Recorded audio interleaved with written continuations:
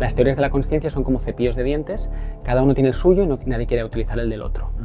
Empieza así, casi como si fuera Elsa de Frozen, porque tengo 2 hijas pequeñas, ¿no? Y el poder del hielo. El encantamiento de la palabra, pseudociencia, nos deja congelados. El profano se siente tonto y calla. A mí me invitaron a un programa de televisión a hablar de CMs y dijeron, bueno, de mediums por contrato en nuestra televisión no nos dejan hablar. No podemos traer a una medium en plató, está prohibido. Fui perdiendo mucha sangre poco a poco durante muchos días y como no encontraba en el origen el sangrado, pues me debilité tanto que empecé a tener sueños, visiones, alucinaciones, delirar, y en una de ellas yo estaba en un pozo. Y fíjate que tenemos teorías del todo, ¿no? Pero del todo, pero justo de eso, ¿qué es lo que más nos interesa? Nada que decir. Con las grietas podemos hacer 2 cosas, taparlas o ver qué hay al otro lado. Cuando la física se atrevió a ver, cuando llega Planck, esa grieta de la radiación del cuerpo negro no la entendemos, ¿qué hacemos? Ponle masilla o mira a ver qué hay. Y de repente descubres otro mundo entero, ¿no? Que es el de la cuántica. A mí también me hace mucha gracia algunos divulgadores científicos que no han practicado nunca la ciencia, ¿no? Entonces, como un cura dando lecciones de sexualidad. Por el amor de Higgs. Bienvenidos a Por el amor de Higgs. Hoy estoy de vacaciones, va a presentar a Enric. Ostras, ¿en serio? No me habías... Esa era la sorpresa. Hola, ¿qué tal? ¿Cómo lo haces tú siempre? Espérate. Bienvenidos. Bienvenidos a este humilde espacio de Por el amor de Higgs, donde compartimos ideas, debates, discusiones sobre la ciencia, la filosofía, la espiritualidad, etcétera, siempre con un enfoque en plan que no vamos a llegar a los puños, solo intercambiamos ideas. Y hoy tenemos un invitado muy especial, que ya es la segunda vez que viene, que es el doctor Àlex Gómez Marín. Y ahora le pregunto a Jai si lo he hecho bien. ¿Lo he hecho bien o lo he hecho Muy mal? bien, ¿Lo he hecho tío, bien? sí. O sea, a partir de ahora lo voy a hacer yo. Vamos a quitar el puesto. Denle a like. Voy a hacer comenten qué prefieren. Hay una comunidad, pueden dejar sus euros. Exacto. Si tienes, también. si tienes 3.000 euros que te sobran. Sí, hemos abierto ahora los miembros del canal. Si alguien se quiere apuntar, podéis ver los episodios con anterioridad y dejar vuestras preguntas para que el señor Santaolalla y un servidor las respondamos de manera exclusiva solo para miembros. Y comenten, dejen en comentarios quién prefieren que haga las introducciones. Yo no me ofendo si decís que preferís que lo haga Javi. Bueno, un gusto tener a Alex, ¿qué tal? Además en tu tierra, ¿no? Esto... Sí, yo soy de Barcelona, pero vivo en Alicante, sí. Sí, hace 10 años casi. Esta vez te visitamos a ti, juegas en Sí, casa. qué lujazo. Muchas gracias ¿Te por gusta, invitarme no, otra Alicante? vez. Está perfecto para mi etapa vital, con 2 hijas pequeñas, la playa cerca, es una ciudad pequeña. Yo no me volvería a Barcelona, ahora mismo. Es el motivo de tenerte, aparte que se leyó súper bien, nos gustó muchísimo, lo pasamos genial. El primer contacto es este libro, Ciencia del último umbral, que acabas de sacar además. ¿Ayer? ¿Cómo te sientes? Pues estoy satisfecho, agradecido y un poco hecho polvo. Sí, ¿no? Sí, sí. Es una aventura esto de lanzarse a un libro, Sí. no es pequeña cosa. ¿Es el primero que escribías en español? El primero que he escrito nunca. Vale, ok. Y tenía que hacerlo como una maratón para ya saber que puedo hacer más. Pero hasta que no lo acabas, no lo sabes. Ajá. Sí, ha sido una bonita aventura el libro y la que cuento en el libro. Cuéntanos un poco de ti, quién eres, por si alguien no se ha visto el anterior episodio donde te presentabas más en detalle. O sea, quién es Àlex Gómez Marín. Doctor en física por la Universidad de Barcelona. Papá de 2 niñas, sí, estudié física, luego me pasé a la neurobiología, llevo muchos años en la neurociencia y aquí en España, pues eso, 10 años desde que... Investigas, ¿no? Sí, desde que regresé del extranjero en una estancia postdoctoral. Llevo ya aquí 10 años en el Instituto de Neurociencias, el Consejo Superior de Investigaciones Científicas. Me dedico a la investigación, soy científico en activo, pero luego soy muchas otras cosas. Tengo me dijeron el otro día que esto está de moda y no me gusta, pero tengo un poco síndrome del impostor. Soy físico, pero ya no lo soy, porque de hace 20 años... Soy neurocientífico, pero me interesa más la mente que el cerebro, y luego mi trayectoria se ha ido desbocando, ¿no? Desde las moscas, los gusanos, los ratones, los humanos, la conciencia, las ECMs, y ahora además también soy una especie de activista intelectual, que salgo por ahí a divulgar y a contar cosas que creo que no son solo interesantes, sino que son importantes, y entonces pues eso, soy un poco hombre orquesta. A mí me apetece ir, si te parece, Sí. de lo más común, o digamos de lo más ciencia convencional, de lo más convencional a lo más conflictivo. Entonces, Conflictivo. Conflictivo, quiero decir, de lo que se escapa o se acerca a los márgenes, ¿no? de lo que está establecido. ¿Cuáles son tus investigaciones, como digamos, más convencionales o estudios del cerebro que realices que sean más...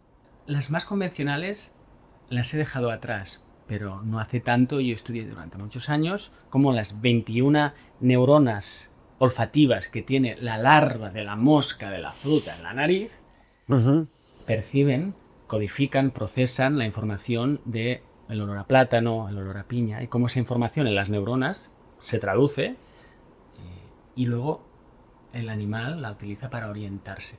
¿Qué son modelos computacionales? La larva pura y dura. Ah, son experimentos Son directamente... empíricos, luego modelos computacionales, modelizar la dinámica de las neuronas, y luego modelos probabilísticos de cómo esa información sensorial se transforma en toma de decisión en esta humilde criatura. Bueno, hicimos cosas súper chulas que me quedan ya atrás, pero bueno, fuimos a Estados Unidos y creamos un setup de realidad virtual en la que una cámara seguía a la mosca mientras se movía, a tiempo real, procesaba la imagen de cómo estaba todo su cuerpo con mucho detalle, sabíamos exactamente dónde estaba su nariz. Estas criaturas miden 4 milímetros. Y entonces, según la posición de su cabeza, al buscar como un perrillo, ¿verdad?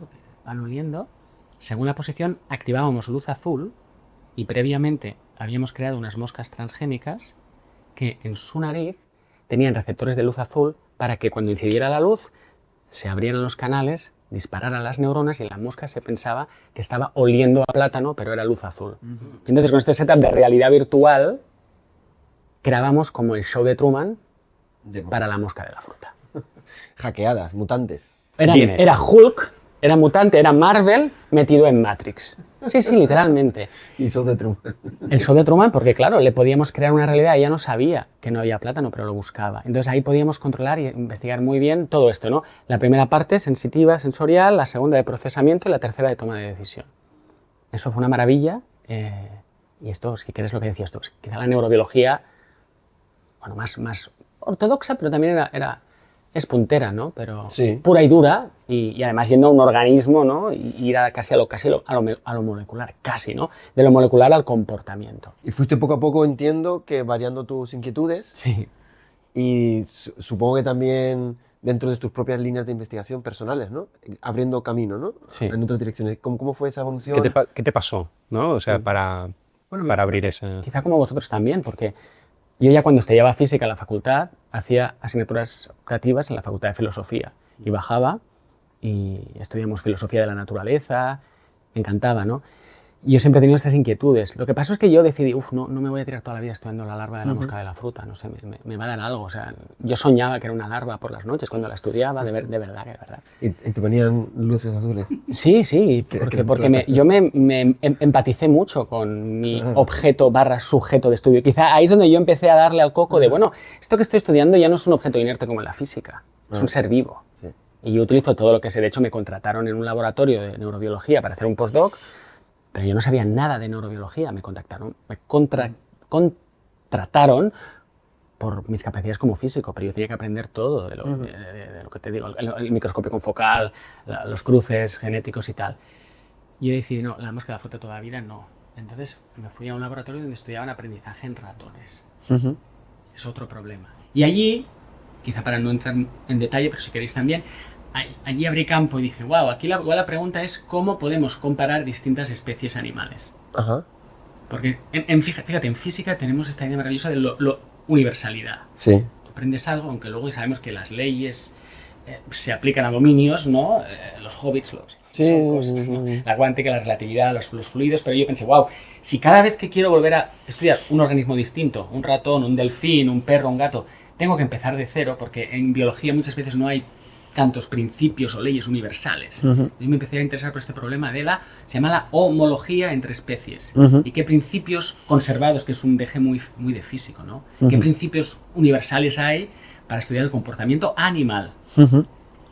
Pero después de hacer eso, dije, bueno, pero al final la promesa de las neurociencias es tú estudias rodajas de cerebros de animales en el laboratorio, como de la larva de la mosca de la fruta, y entenderemos algo de la mente humana. Entenderemos o tendremos algunas ideas de cómo ayudar a curar enfermedades mentales y tal.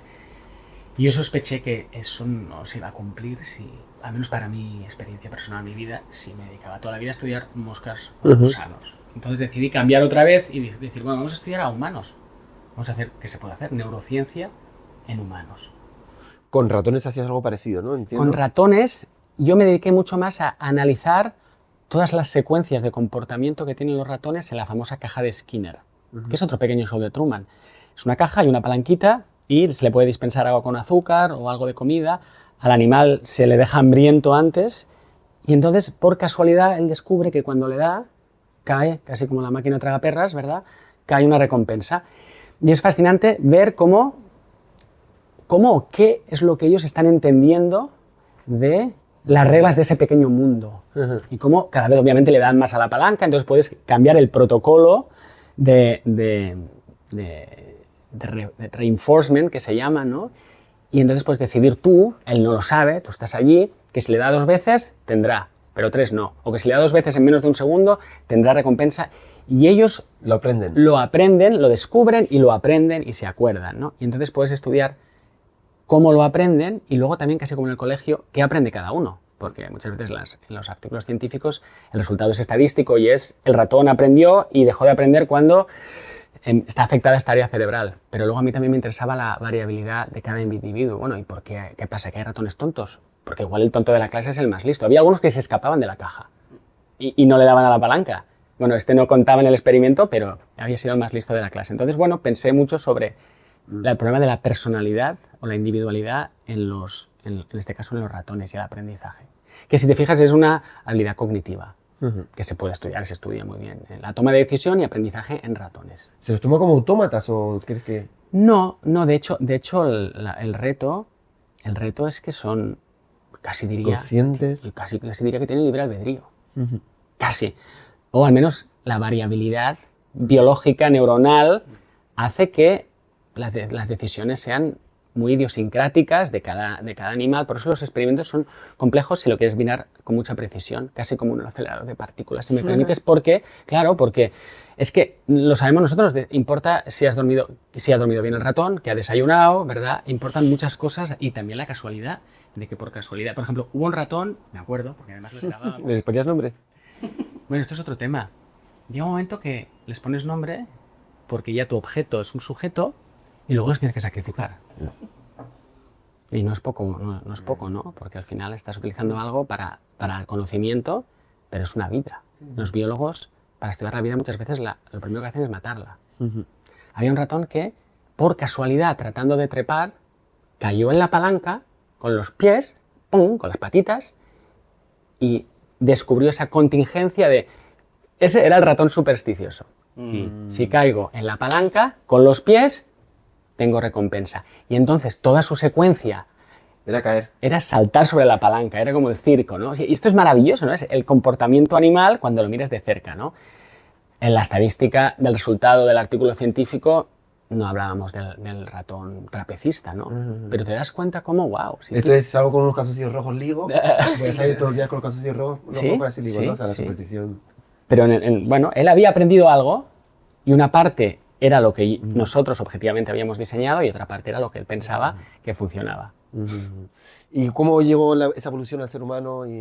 Cuando yo regreso aquí a Alicante a empezar mi laboratorio, digo, venga, cambia otra vez, que es algo que te recomiendo no hagas, porque tú ya te has labrado, cuesta tiempo, tampoco es que yo fuera muy reputado, porque soy muy joven y era muy joven más aún, pero tú ya sabes la bibliografía, te has leído todos los artículos de aprendizaje en ratón y había dejado atrás los de el sentido del olfato en la mosca, ¿no? Otra vez empieza con los artículos, tienes que ir a las conferencias de nuevo, el taburete de la ciencia que digo, ¿no? Sí. La comunidad te conoce, aquí eres un recién llegado, y voy a cambiar otra vez. Que esto es algo que tiene mucho que ver igual con la historia que hablaremos luego. Cuando sales de una secta o cuando se te rompe el mundo, cuando te rompen el corazón, 1 y 2 veces, la tercera, la cuarta, la quinta, la sexta cuesta mucho menos. Mi primer gran sacrificio fue dejar la pizarra. Yo fui físico teórico 4 años y medio en una mesa con un boli y un papel y ecuaciones y alguna simulación numérica, pero ecuaciones. Eso lo abandoné la dejé y me fui con la larva de la mosca de la fruta. Entonces ya a la tercera dije, bueno, ahora yo quiero estudiar el ser humano, como se pueda. igual yendo a las preguntas más fundamentales. Quiero entender la mente humana. Y es cuando ¿por dónde empezamos? Y entonces empecé por comportamiento y cognición, que era lo que había aprendido a hacer con otros animales. Y entonces estudiamos control motor, por ejemplo, cómo coordinamos, que es una cosa increíble, a la hora de escribir o dibujar, la precisión que tiene la punta del lápiz o del boli y la percepción y todo el loop sensoriomotor que permite, por ejemplo, que tengamos habilidades finas motoras. Y así empecé con las 2 Cs, comportamiento y cognición. Pero luego no me quedé ahí, porque luego me enteré que ya estaba en marcha el estudio de la consciencia. Dije, bueno, y como siempre había estado leyendo filosofía, vamos a ver cómo podemos estudiar la consciencia humana. Lo que pasa es que no es tan fácil como pedirle a alguien que haga una tarea de aprendizaje o dibuje. Y si eso no fuera suficiente, bueno, vino la pandemia, me saqué la plaza y pocos meses después casi me muero. Estuve en el hospital, vi la luz al final del túnel y es aquí donde arranca, digamos, la segunda parte de la historia, que es, si a Alex ya se le había ido la olla en todo este camino, pero luego lo miro para atrás y tiene mucho sentido para mí. La física, casi, ¿sabes aquello de la ontogenia? ¿Y estás buscándolo de alguna manera? Pues no lo sabía, yo creo que me estaba buscando a mí eso, como dicen los mexicanos, me estaba jalando, ¿no?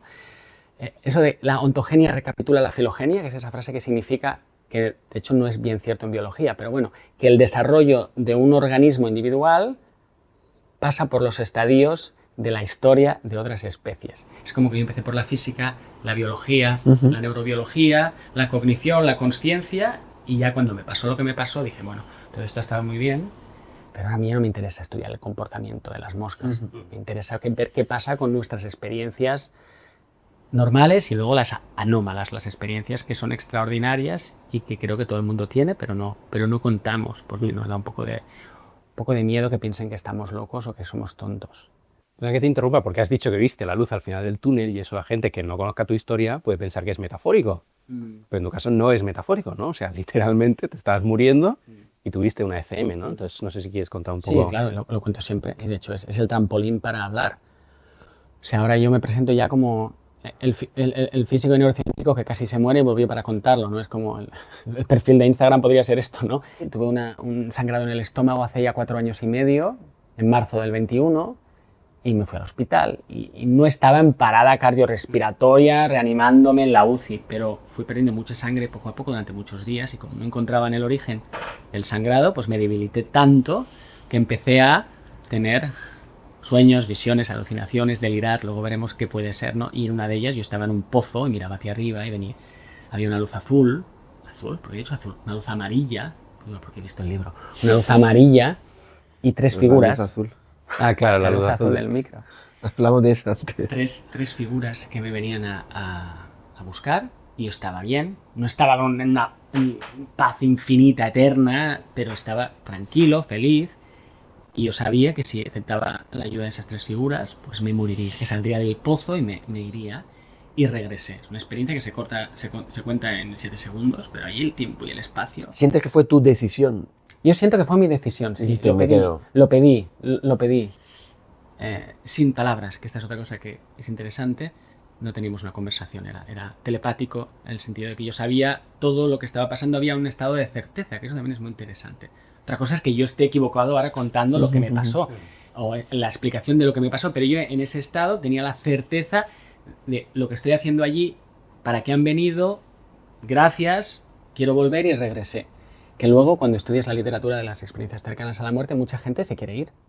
Y de hecho, cuando los resucitan, se quejan al cirujano, o incluso mucha gente lo cuenta, va hacia la luz y aparece su abuela y le dice: Todavía no. No, querido, de regreso.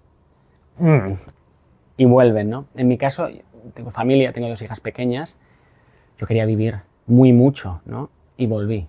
No sé si porque yo lo decidí o porque ellos me dejaron, pero bueno, porque no era mi momento, y regresé a la sala del hospital y ahí seguí varios días a peor y a peor y a peor. También tuve otra visión, que esta no sé si la cuento tan a menudo, que estaban justo antes de esta, la misma tarde, justo antes de esta, en la que estaba en un poblado muy antiguo de suelo de piedra, y aparecían unos animales gigantes. Estas 2 visiones las hemos ilustrado. Están en el libro las cuentas. Para que también la gente pueda ver, no solo escuchar. Y estos animales que luego también he investigado y existen en la mitología, curiosamente. Mexicana y también en la cristiana, son híbridos, tienen mucho simbolismo, ¿no? Arquetipos también, arquetípico, ¿no? Un león con una cabeza de cocodrilo, un oso con una cabeza de una jirafa, tenían fuego en su cabeza y iban pasando sobre mí, iban colocando su fuego en mi cabeza, uno tras otro, y luego se convertían en alfombras voladoras y se iban a las montañas, ¿no? Bueno, yo tuve estos dos pedazos de sueños, por llamarle de alguna manera, y ya está. Luego seguí en el hospital, lo pasé muy mal, me operaron de urgencias, me salvaron la vida por los pelos, y luego volví a casa y me recuperé durante muchos meses.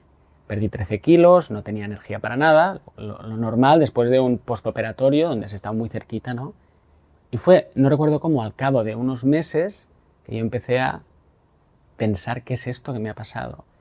Y es así como empieza mi historia, ¿no? Yo me la podía haber guardado, como hace mucha gente, y no contársela a nadie, contársela solo a mi mujer, pero yo soy un poco bocazas, entonces la empecé a contar a todo el mundo. Y primero mis colegas me decían, wow, pobrecito, ¿no? Qué pasada y qué pena y qué alegría que hayas vuelto, qué pena que casi te mueras. Y qué pasada de experiencia, pero aquí creo que lo bonito de la historia es cuando yo le pregunto a papá física y a mamá neurociencias, ¿no? Mis disciplinas, oye, ¿vosotros qué decís de esto, ¿no? ¿Qué me ha pasado? Y me gustaría mucho saber, para no hacer monólogos, qué pensáis vosotros, porque claro, la física, aunque estudia los grandes misterios del cosmos y del principio de todo, de la muerte, de la consciencia, yo creo que no tiene prácticamente nada que decir. No. Y fíjate que tenemos teorías del todo, ¿no? Pero del todo, pero justo de eso, sí. ¿Qué es lo que más nos interesa? O de lo que más nos interesa, nada que decir, ¿vale? Entonces giré, neurociencia querida, ¿y tú qué tienes que decir? Y el 99% de las respuestas oficiales ortodoxas es: sufriste una alucinación, tu cerebro funcionaba mal, obviamente, y lo que tenías fueron fuegos artificiales en tu cabeza, y no te lo tomes literalmente, y olvídalo, y no hay nada que estudiar. Y además a la pregunta de si es la muerte el final, la respuesta es sí, ya lo sabemos. A priori, además. A priori, ellos creen que es a posteriori, que ya se ha demostrado, y o sea, ya ni hablar de lo que hay, si es bonito. Yo creo que morirse es una experiencia muy linda que todos vamos a tener. Otra cosa es que estés sufriendo en el hospital, por supuesto, eso es terrible. Y es terrible para los que se quedan, porque todo el mundo queremos que la gente que queremos siga.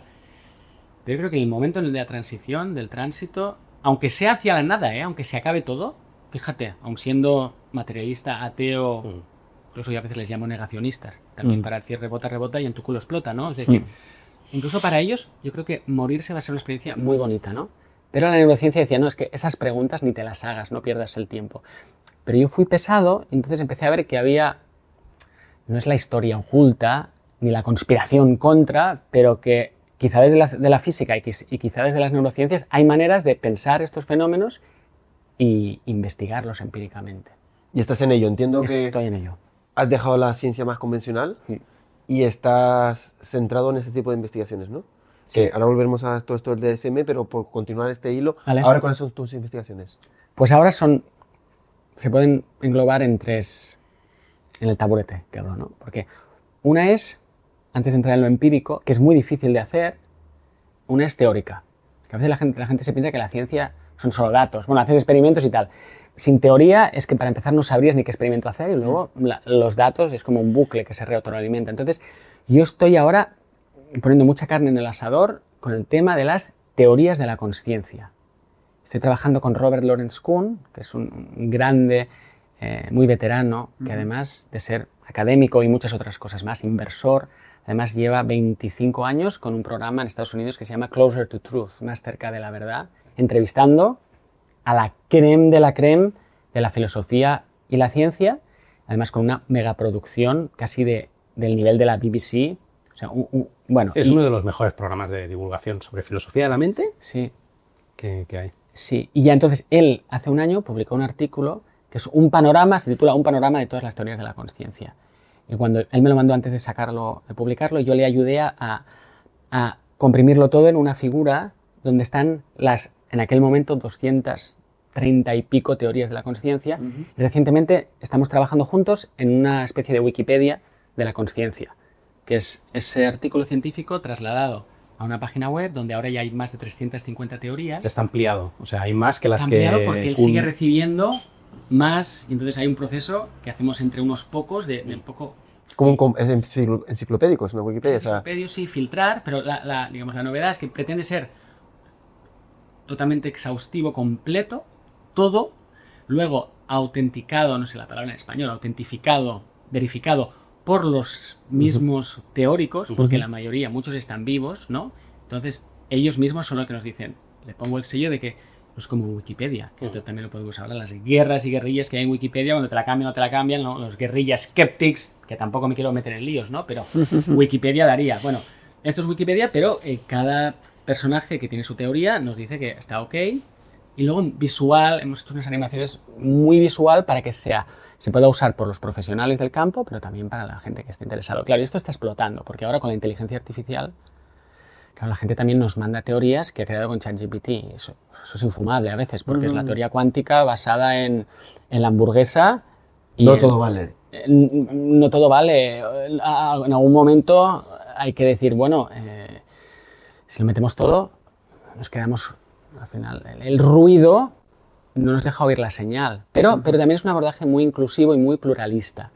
Porque una de las cosas que me maravilló cuando conocí a Robert, ¿no?, es que aún él siendo, no sé si es materialista, él cuando le aprietan dice, no, yo solo, que es muy interesante, dice, yo solo recojo, no adjudico. Yo no critico, yo recojo y explico lo que hay, todo lo que hay, ¿no? Pero es que él está dispuesto a incluir allí, desde Chalmers, que es el gran filósofo, la rockstar de la filosofía de la mente hoy en día, hasta Jacobo Greenberg, que de hecho no lo tenía. Le dije, Robert, pon a Jacobo Greenberg, ¿quién es? Le mando los artículos y dice, wow, esto merece estar aquí. Y entonces la sección, si quieres, de los frikis de la conciencia, ¿no?, lo digo con cariño, ¿no?, las teorías más estrafalarias, ahí está Jacobo Greenberg. También está mi amigo Rupert Sheldrake, yo soy muy amigo de Rupert Sheldrake, ¿no? Está ahí, está Dean Radin, de Lions, del Institute of Noetic Science. Entonces, claro, dices, aquí realmente es la mesa que necesitamos, no una mesa donde solo hay una teoría o un materialismo con todas sus ramas, ¿no? Es un jardín, yo a veces pienso como diría Cajal, ¿no?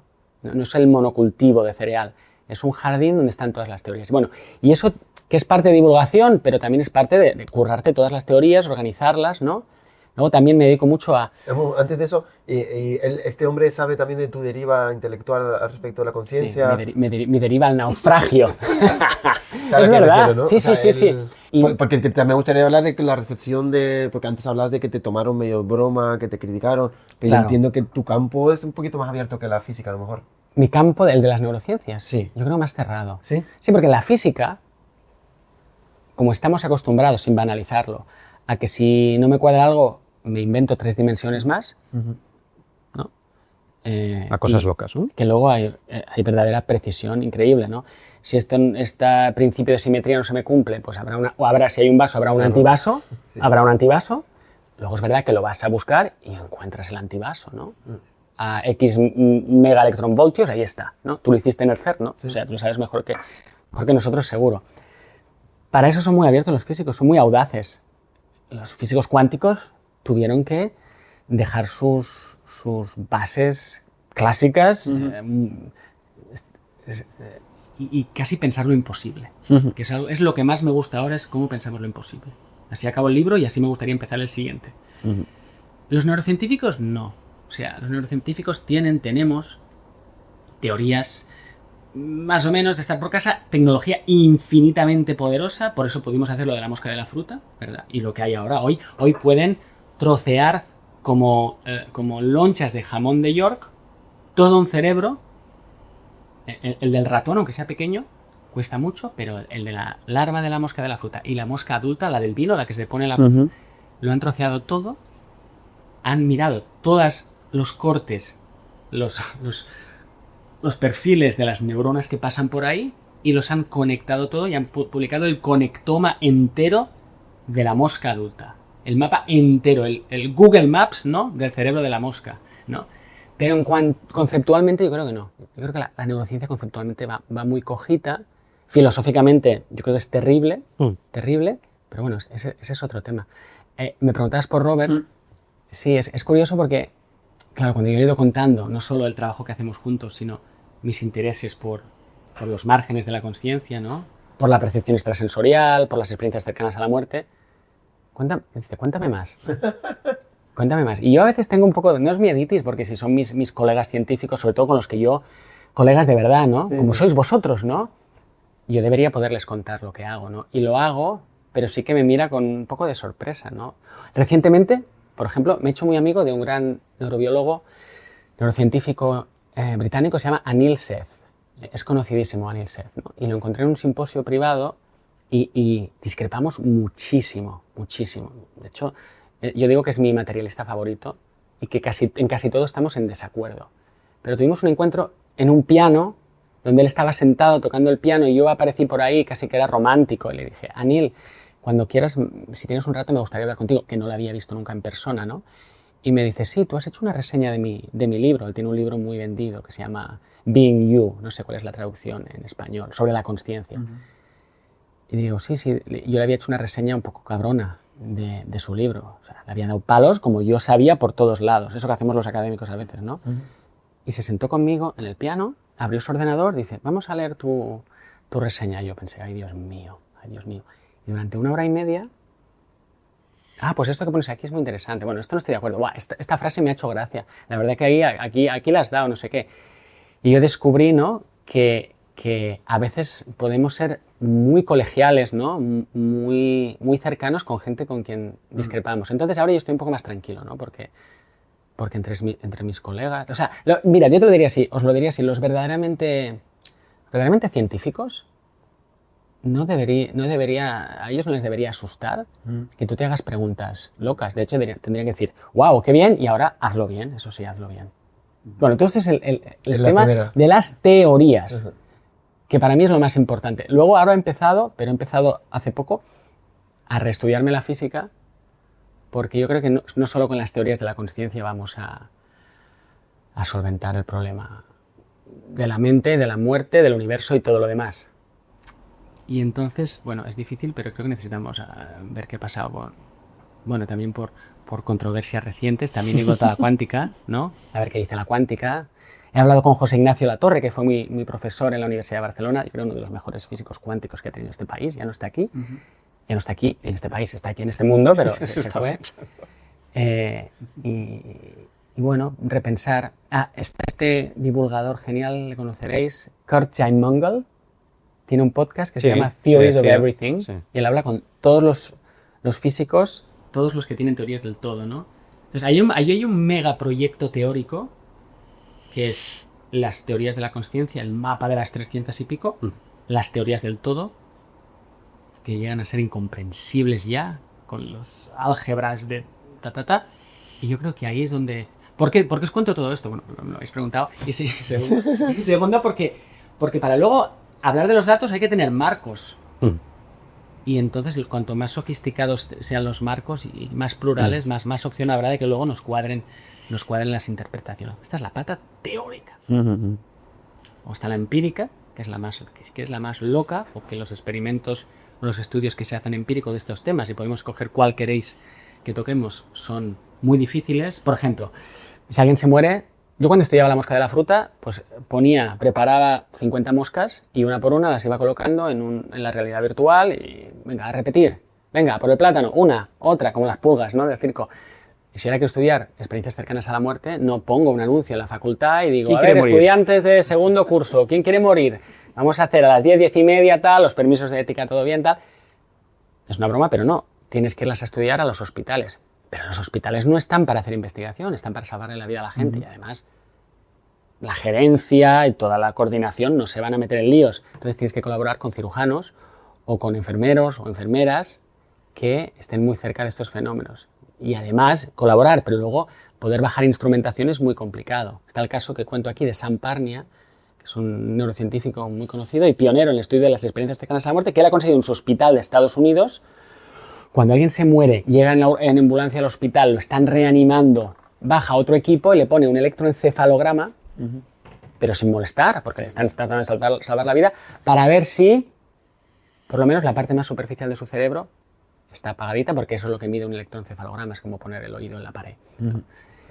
Y luego ver si en aquel instante o minutos en los que le estaban reanimando, corazón parado, no hay respiración, electroencefalograma plano, si la persona tenía luego recuerdos de percepciones, pero no del más allá, sino del más acá, verídicas en la mesa de reanimación. Entonces Parnia puso unas tablets en el techo que nadie podía ver, donde había unas imágenes que iban cambiando de forma aleatoria para que si el paciente te dije, pues vi un plato de espaguetis cuando me estabais, ya no sé qué de que vi a mis seres queridos difuntos, bueno, pues será que tu cerebro estaba y poder luego decir, pues el plato de espaguetis efectivamente salió y salió a las 12:42 y a esa hora estabas técnicamente en muerte clínica, ¿no? Ese es el límite, contado así rápido, de hasta dónde se podría hacer una investigación objetiva en un hospital. Pero también a mí me gusta rebobinar y decir, que me lo preguntan mucho y ahora sobre todo que estoy promocionando el libro, los periodistas me preguntan, pero ¿cómo se mide la consciencia? No tenemos conscienciómetro, no hay. No sé si lo va a haber, pero no hay. Lo que podemos hacer es este tipo de cosas y también preguntarle a la gente. Y entonces te dicen, o sea, las historias, las anécdotas. Pero no son anécdotas. Si tú, como hacen los buenos psicólogos, si tú recoges 1500 casos y en unas condiciones controladas y los analizas y sacas conclusiones de lo que hay ahí, eso también es ciencia, ¿no? Es así como se pueden hacer estudios, en este caso, de experiencias cercanas a la muerte o de otro fenómeno, otro proyecto en el que estoy involucrado, es el de la lucidez terminal, que es cuando hay nuevamente personas con demencia, mayores normalmente, o con una enfermedad neurodegenerativa, un Alzheimer, típico abuelo o abuela que ya no se acuerda de nada, que no te da conversación, el abuelo está ahí, pero está ahí en cuerpo, pero en alma casi se ha ido, ¿no? Pero un día o dos o pocas horas antes de morir tienen un pico de lucidez, por eso se llama lucidez terminal, lucidez al final, donde hablan contigo, vas y dices, oye, que hoy he ido a ver al abuelo a la residencia y me ha preguntado que sabía quién era, me ha contado me ha dado consejo, estaba hasta guapete, ¿no? Y este es otro fenómeno que se está empezando a estudiar. ¿Y por qué es interesante? Porque desafía la idea de que el cerebro es un órgano que produce la cognición y la consciencia. Porque si el cerebro está tan estropeado que los recuerdos estaban destruidos y las capacidades estaban perdidas, y ahora ¿de dónde han salido, ¿no? Entonces, ese es otro margen de la consciencia que a mí me gusta situarlo, ¿no?, en esta constelación de fenómenos, que yo creo que lo que nos indica. ¡Jo, qué rollos estoy pegando! No. Me parece súper interesante porque... Es que yo puedo seguir horas, pero... Claro. No, además, a mí como filósofo, o sea, antes comentabas el trabajo de Kuhn, y yo creo que lo más importante de esa taxonomía que él hace de las teorías de la consciencia, que es un trabajo espectacular. No sé si son 148 páginas a doble columna, letra 10 de tamaño 10, o sea, es una burrada. Sí, creo que son 140.000 palabras, me dijo, o 170.000 palabras. Es una burrada, es un trabajo espectacular y que encima todavía lo estáis como ampliando en formato web, es como todavía más increíble. A mí me parece que lo más importante de eso es que te pone 300 teorías, que eso ya es sintomático del estado de la disciplina, ¿sí? Y de que aquí estamos enfrentándonos con algo que, o sea, yo a veces me encuentro con gente que es en plan, está clarísima la respuesta de cuál es la relación entre la mente y cerebro, y dices, hostia, ¿y entonces por qué tenemos 300 y pico teorías y nadie consigue convencer al contrario, ¿no? Pero lo más importante, creo, que es que sí, hay un montón de teorías materialistas, creo que las que más presentan el artículo son materialistas. La mitad. La mitad, pero también hay un montón, o sea, le da mucho espacio a teorías que no son materialistas y que cada vez, creo yo, están ganando más peso dentro de la discusión porque, bueno, está viendo que estamos en una situación que tenemos que dejar entrar más ideas, nuevas ideas, ideas diferentes, ¿no? Y lo que me parecía interesante de esto que comentabas de las ECMs, de la lucidez terminal y tal, es que es como, bueno, los filósofos intentamos resolver estas cuestiones simplemente pensando, pero quizás podemos también intentar encontrar algo en la evidencia empírica que nos ayude como a dirimir de qué lado, hacia dónde apunta, porque tampoco voy a decir demostrar o refutar completamente, pero hacia dónde van los tiros un poco, ¿no? Porque efectivamente parece como que si el cerebro, en el momento que está peor, pues no te esperarías que fuera capaz de generar las mejores experiencias, ¿no? O sea, eso es como mínimo sorprendente. No digo que no se pueda acomodar dentro de un marco materialista, porque siempre puedes acomodar lo que quieras, ¿no? Pero como mínimo sorprendente, no te lo esperas, ¿no? Entonces eso me parece interesante que se pueda como estudiar. Sí, estoy de acuerdo. Ahí hay un bonito intercambio que se puede hacer entre filosofía y ciencia, que no es lo mismo, pero que no se puede separar tampoco. Y tampoco vamos a hacer un experimento que, o corrígeme o corregirme, que refute una ontología, pero al mismo tiempo también tienes que ver cuál es la más plausible, ¿no? Y durante mucho tiempo hemos vivido el monocultivo de solo hay materia y nada más que materia, y por lo tanto la conciencia es un subproducto, es un epifenómeno, y los márgenes de la conciencia una chorrada, y no me hables de alma que me pongo nervioso, ¿no? Todos estos ismos, ¿no? No solo el materialismo, el secularismo, incluso el ateísmo, el literalismo, ¿no? Y ahora de uno hemos pasado a dos, tres y muchísimos. Pero como dices, el estado de la neurociencia, de la consciencia hoy, o incluso del estudio, no solo de la neurociencia, la ciencia y la filosofía, es la adolescencia. Yo lo cuento así en el libro, también cuento la historia de cómo 400 años casi sin nada, y cuando empezó los años 90, o sea, nació el bebé del estudio científico de la conciencia, nació en los años 90, Jacobo Greenberg, y ya estaba haciendo estudios en los 70 y en los 80, y Karl Pribram y mucha otra gente, ¿no? Pero eso es el underground. El bebé nace en los años 90 y casi como un perro o un gato, que las edades son distintas, 30 años más tarde estamos en la adolescencia, y por eso han salido todas estas tribus, ¿no? Están los punkis, ¿verdad? Los pijos, y ahí están toda esta variedad que a la gente la desconcierta un poco. Porque claro, hemos pasado de casi nada a esto es un cachondeo. O sea, ahora yo bromeo, ¿no? Esta frase que leí en algún sitio: las teorías de la conciencia son como cepillos de dientes, cada uno tiene el suyo y nadie quiere utilizar el del otro. Ahora hemos llegado a este punto, ¿no? De cada uno cree que tiene su teoría que lo explica todo y las demás están equivocados, ¿no?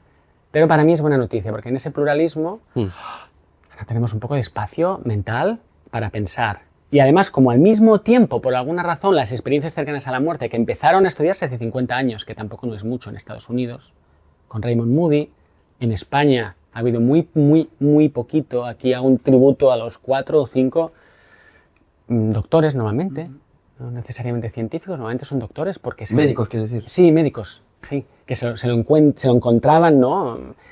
Los pocos que tuvieron el valor de, como digo yo, descubrir que tenían 2 orejas y una boca, ¿no? Y escuchar qué decían sus pacientes y contarlo, ¿no? Contarlo so pena de... no lo cuentes porque te van a echar del hospital, literalmente, ¿no?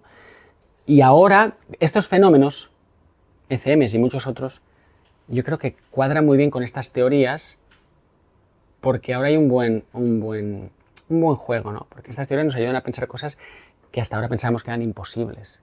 Y yo creo que no son imposibles. Entonces una pregunta que entronca con eso, pero no sé si tú querías comentar algo o querías llevarlo por otra dirección. No, yo preguntas tengo, pero dale. Vale, porque claro, entonces, o sea, lo más inmediato que creo que puede decir alguien, que mucha gente va a decir es: ya, pero Alex, todo eso es pseudociencia, ¿no? O sea, realmente no estás estudiando algo, no es un estudio científico lo de las ECMs, ¿no? Es pseudociencia. Entonces, no sé si quieres aprovechar el momento para responder. Mira, un poco a eso. antes cuando me lanzaban la bola de pseudociencia, yo ya sacaba el sable. Ahora estoy tranquilo. ¿Podemos hablar de pseudociencia? Dime. No, quería añadir algo que están relacionadas. Porque es verdad que se ha abierto la veda a nuevos tipos de teorías, y es cuando se hace eso pasa como también con el fenómeno ovni, ¿no? Que llega también gente con el gorrito que dice que ha sido abducido desde Raticulín.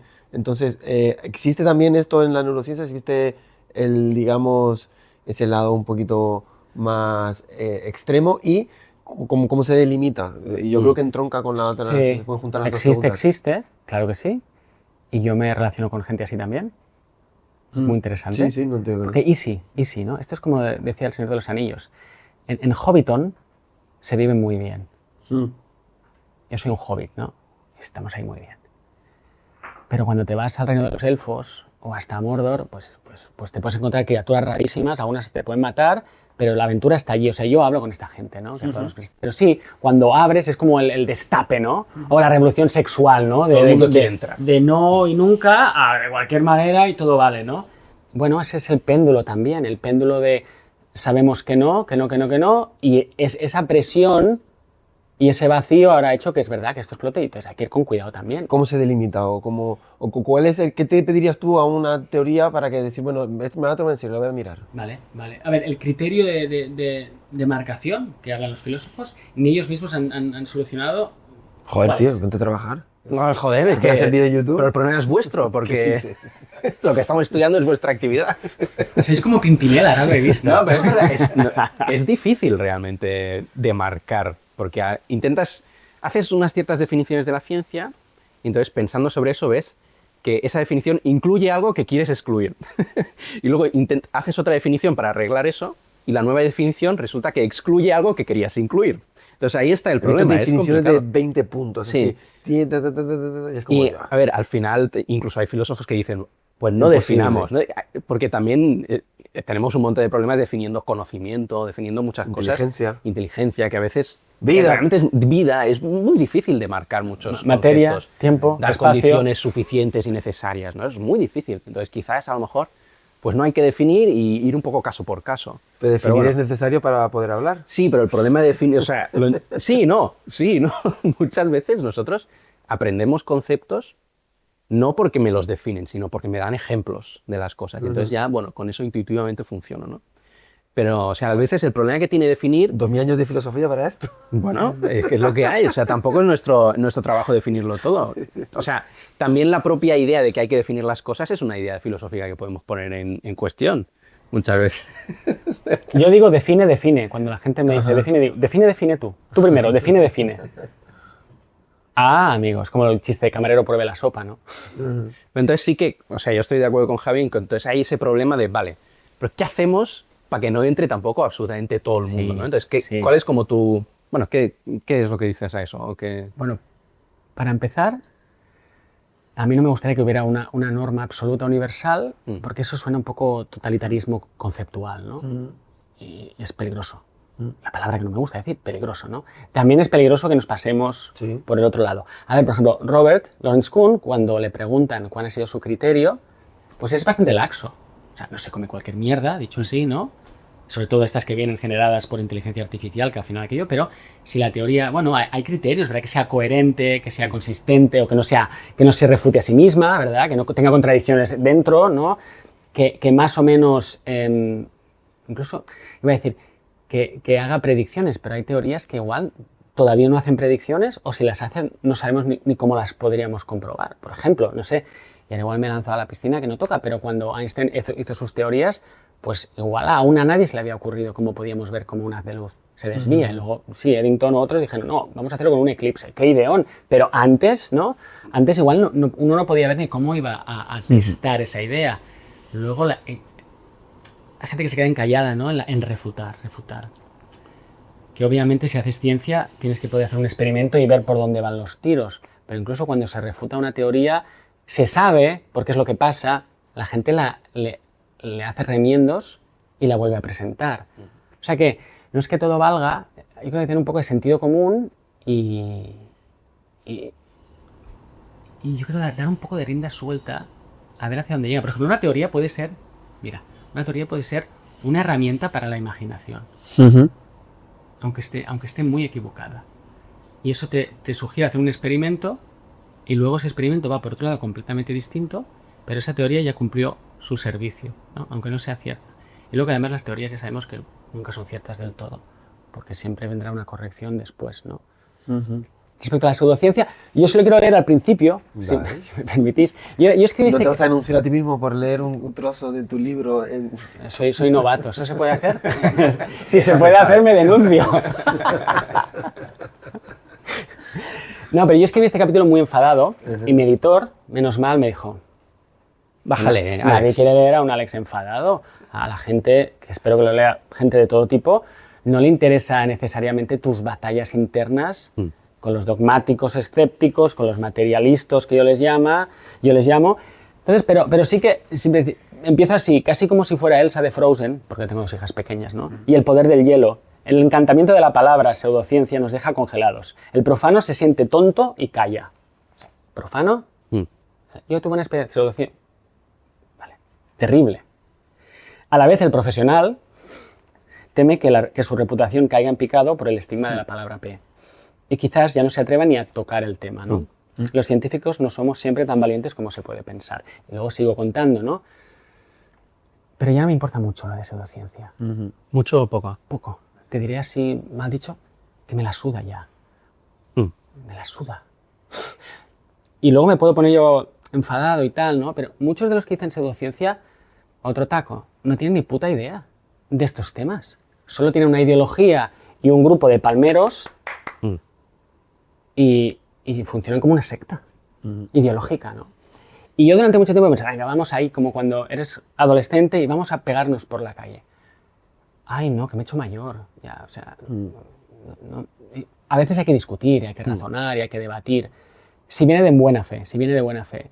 Pero si es el típico diálogo de besugos o eso performativo para parecer que tú eres muy listo, o que tú hablas en nombre de la ciencia, ¿no? A mí también me hace mucha gracia algunos divulgadores científicos que no han practicado nunca la ciencia, ¿no? Entonces, como un cura dando lecciones de sexualidad. Nunca has practicado la ciencia, de estos temas no tienes ni idea, pero vas diciéndole al científico que se está atreviendo a estudiarlos. Y peor aún, a la abuela, al hermano o al niño que ha tenido una experiencia anómala, ampliada, mística, extraordinaria, que, bueno, le tendré respeto, señora, pero usted es tonta, ¿no? Y esa sí que es la parte un poco más sociopolítica que me enfadaba o me enfada más, ¿no? Pero al mismo tiempo, oye, cada uno lo suyo. Es que, verdad que hay campo para todos, ¿no? Volviendo a lo del Hobbit. Yo me voy a ver a los elfos y si tú te quieres quedar gruñendo en Hobbiton diciendo que te vas a la pseudociencia, pero ya sabemos que pseudociencia existe, es como las meigas, ¿sabéis? Las ailas. Y es verdad que a veces se hacen cosas en nombre de la ciencia y no lo son. Pero también está el tema de los falsos positivos y los falsos negativos. ¿Por dónde te pasas? ¿Por exceso o por defecto? Como la medicina china, ¿no? Bueno, cada uno que encuentre su medida, ¿no? Para descubrir cosas nuevas tienes que exponerte a equivocarte y a meterte en temas y en berenjenales que luego digas, ups, ¿no? Hay una parte aquí, me lo decías tú, Enrique, antes de empezar, ¿no? En un párrafo donde yo lo suelto todo, se me va la olla, ¿no? En el capítulo de la ciencia de lo imposible, y me decías, puedo decirlo, ¿no? Me decías, Alex, igual ahí tú hablas de abrir puertas y ventanas, pero aquí has venido con la excavadora y has tirado la pared al suelo, no hace falta. Bueno, abrimos y luego igual el 40% o el 60% o el 80% de lo que menciono allí, igual luego descubrimos que no es real. Pero, ¿y si hay un 10% que sí nos cambia la visión del mundo? Bueno, vale la pena. Parezco un telepredicador. Soy el telepreacher de la consciencia. No tan así, pero es verdad que se necesita abrir por algún lado. Y bueno, todos estos casos que mencionas son casos singulares que abren. A mí una cosa que me ha pasado, yo no tengo ninguna experiencia en nada, pero casi todas las personas que me preguntan tienen algo. Y desde el otro día, bueno, estaba con Westcott, estuve hablando con él, y me contó cómo su madre de repente tuvo una intuición, se cayó un pozo, pues a lo mejor a 1 kilómetro de la casa. Y de repente la madre tuvo una intuición de que a su hijo está en peligro y salió corriendo sin saber nada. Y lo encontró, lo salvó. Entonces, preguntas a personas y tienen sueños, bueno, el otro día Judith Tiral entrevistó a una señora que trabaja en un hospital, no escuché bien el podcast, pero hablaba esta señora de cómo en los hospitales la gente se queda muerta, pero no saben que han muerto, y se quedan ahí medio... Tuve una novia que fue médico y me contó experiencias. Ella trabaja en paliativos, es oncóloga, y una persona hiperracional, materialista e incluso muy, muy escéptica. Y sí me contaba de que sabía de presencias, o sea, estaba ahí, sentía que había alguien detrás, situaciones donde algo pasó con una puerta, recuerdo que me contó. Y yo creo que el personal médico está pasan muchas cosas, ¿no? Entonces la pregunta va por ahí. ¿Cuál es el estado de esta cuestión, de todas estas experiencias que tiene la gente? ¿Realmente apuntan a algo? ¿Tienen o hacia dónde apuntan? ¿O cuál es tu visión del tema? Apuntan a esa frase que dijo alguien famoso, que nunca me acuerdo de quién las dijo, pero las frases más o menos sí, ¿no? Que la realidad no es solo más extraña de lo que imaginamos, sino más extraña de lo que podemos imaginar. Esta es una frase de estas que se citan, es muy bonita. Yo creo que apuntan allí, apuntan de que sí, que tenemos leyes de la física, que construimos aviones y que más o menos tenemos el cotarro controlado. Pero a la que prestas atención a otras cosas, dices, wow, me gusta esta expresión, esta frase que es un shock ontológico, ¿no? Es un terremoto en los cimientos de tu concepción del mundo, ¿no? Apuntan a eso. Apuntan a que no es que se te vaya a caer el suelo debajo de tus pies, pero que nos queda tantísimo por descubrir de la realidad. Y es muy bonito que eso suceda a través de la experiencia humana. porque hasta ahora desde la física lo hemos hecho con las máquinas más increíbles, como un acelerador de partículas o un telescopio impresionante, ¿no? Descubrir los secretos de la materia. Pero los secretos de la mente los vamos a descubrir a partir de la experiencia humana y me encanta escuchar de tu voz, ¿no? Que estas experiencias que la gente te ha contado, yo soy un coleccionista de anomalías. Y les doy muchísimo valor. Pero no es por morbo, ni por sensacionalismo, es porque esos son, otra vez, casi datos. Porque claro, si alguien tiene un sueño premonitorio y pasa. El otro día estuve en el podcast de Uri Sabat y me contó que él conocía a una persona, ahora no recuerdo quién era, que ambos hermanos soñaron la misma noche que su padre se iba a morir o que alguien iba a tener un accidente, ¿no? Y al día siguiente o al siguiente día tiene, ¿no? Entonces, oye, es un dato si quieres, pero claro, tienes aquí una experiencia que además es intersubjetiva de ambos, que se puede verificar con algo que pasa después. Eso para mí es una grieta en la pared. Entonces, como cuento también, cuando hablo y aquí también, con las grietas podemos hacer dos cosas, taparlas o ver qué hay al otro lado. Cuando la física se atrevió a ver en diciembre de 1900, cuando llega Planck, ¿no? Esa grieta de la radiación del cuerpo negro no la entendemos. ¿Qué hacemos? Ponle masilla o mira a ver qué hay. Y de repente descubres otra habitación entera, otro mundo entero, ¿no? Que es el de la cuántica.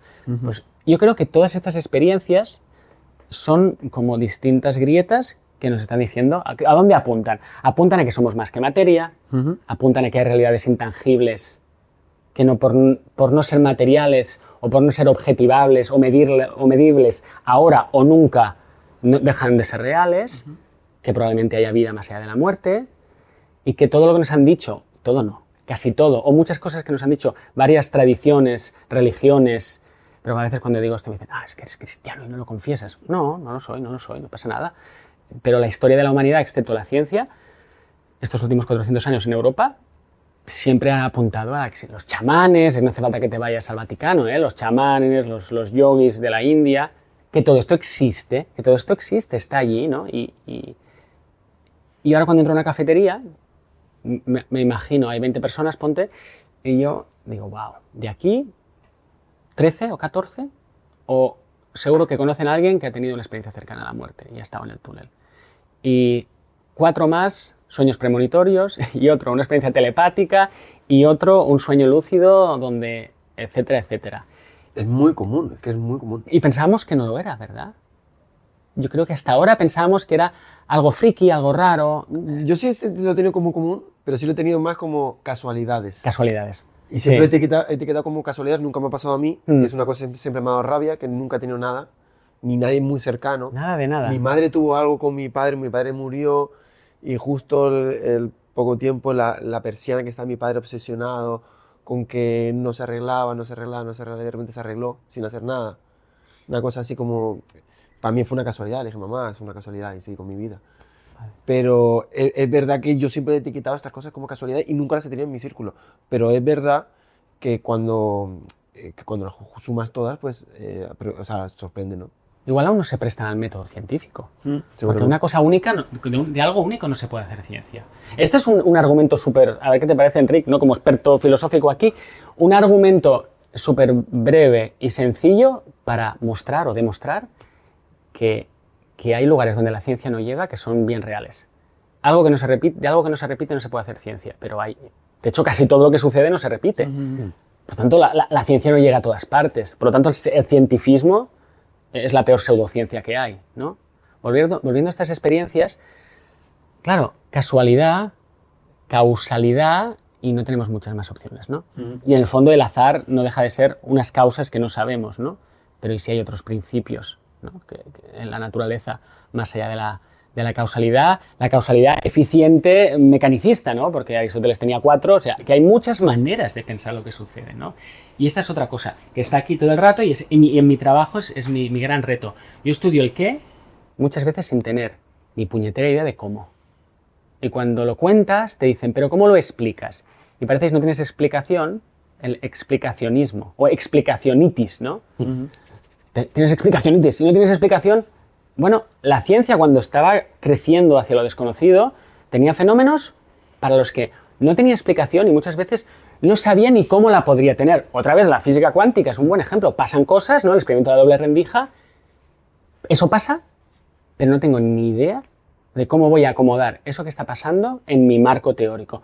Por eso, quizá exagerando, pero espero que no, creo que el estudio de la consciencia hoy tiene la oportunidad similar a la que tuvieron los físicos cuánticos hace 100 años, ¿no? Una revolución profunda de nuestro conocimiento. Sí, un cambio de paradigma, ¿no? Delante de la acumulación de anomalías también, ¿no? Exacto, sí. ¿Y cómo está? Me da mucha curiosidad cómo está el tema experimental al respecto, porque lo has mencionado muy por encima, ¿Vale? pero hay fenómenos muy peculiares y hay personas que están investigando esos fenómenos muy peculiares, ¿no? Entonces, ¿hay investigaciones serias sobre temas de mediums, sobre temas de telepatía? ¿Hay algo? Hay algo, poco, habrá como todo, como digo yo, y ahora no quiero sonar ya pasivo-agresivo porque estoy muy relajado, pero como hay cosas como en las panaderías, en los bufetes de abogados y en las casas de coches, hay gente que lo hace bien, regular y mal. Hay estudios de mediunidad que serán una basura, hay cosas medio-medio, y luego hay gente que son pocos, que lo han estudiado durante mucho tiempo, por ejemplo, ¿no? La sociedad, ¿cómo se llama en español? La Sociedad Inglesa para Estudios Psíquicos empezó estudiando todo el tema de la mediunidad en el siglo XIX, XX, y trataron de hacer, por ejemplo, estudios de intersubjetividad, cross-correspondencias, que le llamaban ellos. La mediunidad es el tema que menos controlo de todos estos márgenes. Quizás un poco el más peliagudo de hablar, porque alguien puede aceptar que uno tenga una experiencia cercana a la muerte, pero que contactes con un espíritu suena a la pitonisa de Ghost y suena que es fraude, ¿no? Y suena que, por favor, a mí me invitaron a un programa de televisión, esto os lo conté, a hablar de CMs y hablábamos de todo esto. Y yo les dije, bueno, está cuando sales del umbral, cuando estás en el más allá y cuando vuelves, el tema de la reencarnación.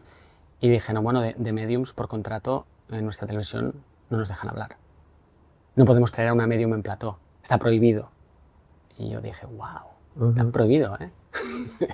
Y ¿está prohibido por quién? Bueno, no contrato porque yo no... ¿Por la televisión, o sea? Sí, no diré quién es, pero la televisión decía, no, el contrato que tenemos es que hay temas que no... Y no podríamos traer a una medium. Porque yo les dije, bueno, podemos hablar de CMs, pero luego podemos hablar de el contacto con los que ya se han ido, hablar. Y luego incluso gente que estudie vida antes de la vida, no después. Medium por contrato está prohibido, ¿no? Bueno, es una anécdota para ver que es un tema mega tabú. La muerte ya no es tan tabú, la conciencia ya no es tan tabú. La mediumnidad todavía provoca muchísima alergia, ¿no? Porque inmediatamente parece que si abres esa caja te salen los espíritus literalmente y, por favor, ¿de qué estamos hablando, no? Pero se hacían estudios de correspondencias en la que se le pedía a varios mediums que trataran de acceder a una información, otra vez, muy parecido a lo de las ECMs, que no era tanto del más allá, sino que diera información del más acá. Por ejemplo, alguien se había muerto y había dejado, y el testamento no se encontraba el testamento, ¿no? Podemos hablar con supuestas mediums profesionales y que nos digan, hablen, contacten y nos digan dónde puede estar el testamento de esa persona, ¿no? Pero esos estudios, como te puedes imaginar, están en el límite. O sea, no vas a un laboratorio y además y no es excusa, pero también lo es, como no hay financiación, no. El Ministerio de Ciencia y Educación, que yo sepa, no ha dado nunca un proyecto para estudiar mediumnidad en España, ¿no? Entonces, entre que tiene estigma, es muy difícil hacerlo y no hay medios, pero hay muchos artículos. Están los ensayos de Bigelow. Bigelow es un multimillonario americano que hizo fortuna construyendo en la industria aeroespacial. Y creo que se le murió a alguien, su mujer, sí, se le murió. Y esto pasa muchas veces. A alguien se le muere a alguien y dice, a mí ya me da igual mejorar la capacidad de fricción de... Crookes le pasó, al famoso Crookes, el premio Nobel. Se murió el hermano. Y tiene una historia, bueno, creó una revista sobre con espiritualidad. Claro. Espiritismo. Y podrás decir, claro, el dolor de la pérdida te hace ponerte a buscar y claro, entramos en la cuestión de falsas esperanzas, falsas desesperanzas, ¿no? El tema del espiritismo también estaba muy de moda a principios del siglo XX, mediados, por las guerras mundiales. A todo el mundo, pero a grandes personajes, premios Nobel incluidos, pues se le moría un hijo en la guerra y luego querían ver cómo podían contactar con él, si es posible, ¿no? O sea, que yo entiendo que del dolor uno puede tener esa inquietud y también puede caer en falsas esperanzas, ¿no? Pero también en falsas desesperanzas. Bueno, ese es el tema de los mediums, que es uno de los... Bigelow.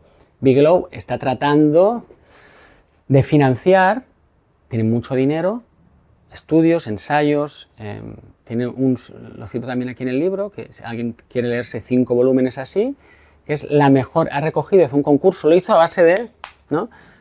Un concurso de enviarme, ya sea científicamente o filosóficamente, los mejores argumentos y evidencias para la supervivencia de la consciencia a la muerte del cuerpo físico, ¿no? Y de 100 y pico, y al final quedaron, no sé, 40 autores y 28 ensayos, ¿no? Y ahí está la mejor evidencia que hay, y la gente apunta a distintos fenómenos. Mediunidad, luego está el caso de Ian Stevenson en la Universidad de Virginia, y habla de niños que recuerdan vidas anteriores. Pues eso también te dice, no te dice que estás contactando con el más allá, pero te dice que parece ser que hay pequeños que tienen recuerdos que no podrían tener de otra manera, ¿no? Queda mucho por hacer. Yo acabo el libro diciendo que la ciencia no se convierta en la nueva religión.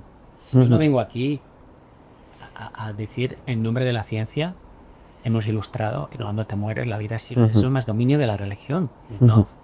Pero sí que se puede estudiar este tema científicamente y no solo se puede, creo que se debe.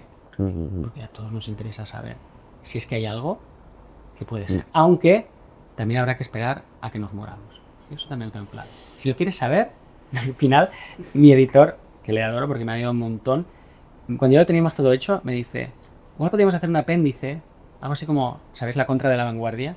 Son preguntas rápidas, un poco así frescas, ¿no? Para alguien que quiere saber sobre todo el libro así, y entonces me hago yo una pregunta y respuesta a mí mismo de muchas cosas, ¿no?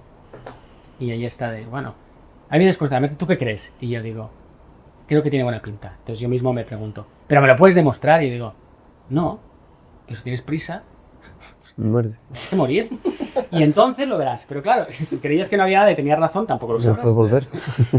O sea que habrá que esperarse, pero mientras tanto, bueno, pues la ciencia ofrece indicios, verdades móviles. Eso es la novedad. Si las religiones, insisto, hablan de ello siempre, ¿no?